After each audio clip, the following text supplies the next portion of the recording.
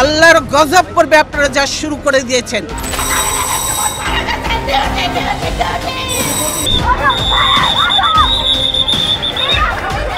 একটি কথা বলতে চাই, আন্দোলন যাবে, আন্দোলন আসবে, বাংলাদেশ ছাত্রলীগ থাকবে।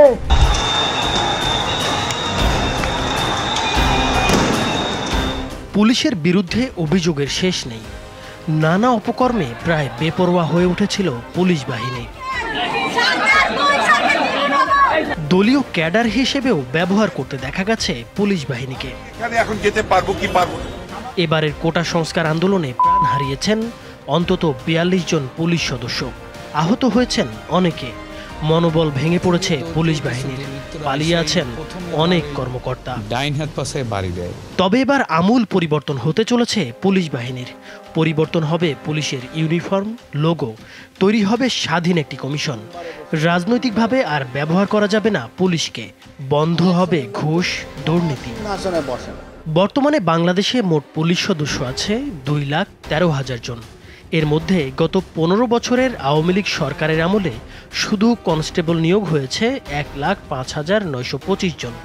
উপপরিদর্শক বা এসআই নিয়োগ হয়েছে 11,500। অর্থাৎ মাঠ পর্যায়ের পুলিশ সদস্যদের অর্ধেকের বেশি নিয়োগ পেয়েছেন শেখ হাসিনা সরকারের 15 বছরে। অভিযোগ রয়েছে নিয়োগপ্রাপ্ত পুলিশ সদস্যদের বড় অংশ রাজনৈতিক বিবেচনায় নিয়োগ পেয়েছেন। এছাড়া অনেকের নিয়োগ হয়েছে স্বজনপ্রীতি ও অর্থ লেনদেনের মাধ্যমে। এক্ষেত্রেও নিয়োগের আগে পুলিশ তদন্তের মাধ্যমে রাজনৈতিক পরিচয় খতিয়ে দেখা হয়েছে।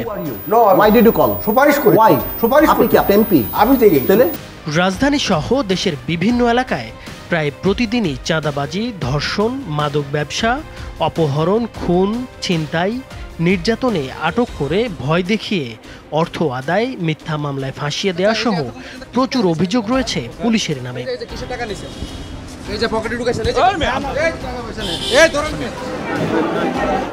এছাড়া 2014 সালের নির্বাচনের আগে বিরোধী দলের আন্দোলন দমন এবং রাতের ভোট হিসেবে পরিচিতি পাওয়া 2018 সালের জাতীয় নির্বাচনে পুলিশের উল্লেখযোগ্য ভূমিকা ছিল। 2014 সালের ভোটের আগেও আন্দোলন দমন ও গায়েবী মামলা দিয়ে বিরোধী দলকে হয়রানির ক্ষেত্রেও পুলিশ মুখ্য ভূমিকা পালন করে। সর্বশেষ ছাত্র আন্দোলনে সরকারের হয়ে সামনে থেকে নেতৃত্ব দিয়েছে পুলিশ। অতিরিক্ত শক্তি প্রয়োগের ক্ষেত্রেও গত 15 বছরে নিয়োগ পাওয়া পুলিশ সদস্যদের একটি অংশকে অতি উৎসাহী ভূমিকায় দেখা গেছে। পুলিশ বাহিনীর এমন ভঙ্গুর পরিস্থিতির মূল কারণ হিসেবে দেখা হচ্ছে এই বাহিনীকে অতিরিক্ত দলীয়করণ এবং দমন পীড়নের হাতিয়ার হিসেবে ব্যবহার করা। এছাড়া রাজনৈতিক স্বজনপ্রীতি এবং ঘুষের মাধ্যমে নিয়োগের কারণেও পুলিশের পেশাদারিত্ব ধ্বংস হয়েছে। ছাত্র জনতার আন্দোলনের মুখে শেখ হাসিনা সরকারের পতনের পর ভেঙে পড়েছে পুলিশের চেইন অব কমান্ড। হামলা, অগ্নিসংযোগ ও আতঙ্কে টানা 3 দিন পুলিশের সব ধরনের কার্যক্রম বন্ধ ছিল। তবে গত শনিবার পর্যন্ত দেশের 639টি থানার মধ্যে 538টি থানায় কার্যক্রম শুরু হয়েছে। অধিকাংশ থানায় কাজ চলছে সীমিত পরিসরে। এখনও নিরাপত্তাহীনতায় ভুগছেন অনেক সদস্য, আত্মগোপনে আছেন অনেক কর্মকর্তা। এমন পরিস্থিতিতে পুলিশের বিভিন্ন পর্যায়ের সদস্যদের মধ্যে তীব্র ক্ষোভ বিরাজ করছে। সবচেয়ে বেশি ক্ষুব্ধ কনস্টেবল থেকে উপপরিদর্শক বা এসআই পদমর্যাদার কর্মকর্তারা।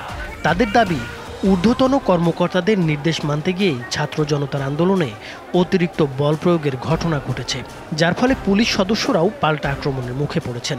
এই অবস্থায় বাহিনী পুনর্গঠন ও সংস্কারে স্বল্প, মধ্যম ও দীর্ঘমেয়াদী পরিকল্পনা প্রণয়ন ও বাস্তবায়নের দাবি জানিয়েছে পুলিশ সদস্যরা।